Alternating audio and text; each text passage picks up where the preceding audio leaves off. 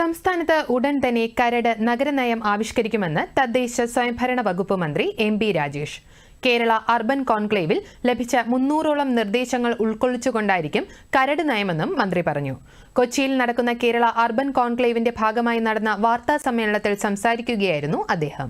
വലിയ process urban കമ്മീഷന്റെ പഠനം മുതൽ അർബൻ കോൺക്ലേവ് വരെ നീണ്ട ഒരു വലിയ പ്രക്രിയ രാജ്യത്ത് ആദ്യമായിട്ട് നടത്തിയതും കേരളമാണ്. 2 ദിവസം ആയിട്ട് നടന്ന അർബൻ കോൺക്ലേവിൽ 3115 പ്രതിനിധികളാണ് ആകെ പങ്കെടുത്തത്.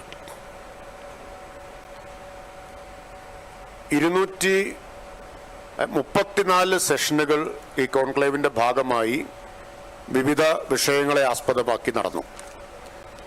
34 സെഷനുകളിലായി 275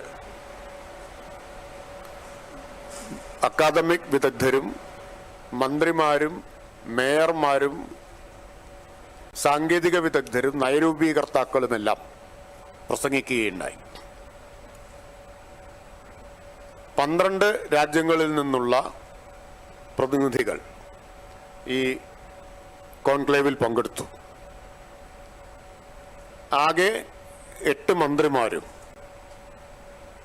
17 മേയർമാരും ഇതിൽ പങ്കെടുക്കുകയുണ്ടായി. അടുത്ത 25 വർഷത്തെ കേരളത്തിന്റെ വികസനത്തെ മുന്നിൽ കണ്ടുള്ള നഗരവികസനമാണ് ഈ സർക്കാർ നടപ്പാക്കുന്നതെന്നും ഇതിന് കേന്ദ്ര ഗവൺമെന്റ് നൽകുന്ന പിന്തുണ വളരെ വലുതാണെന്നും അദ്ദേഹം പറഞ്ഞു.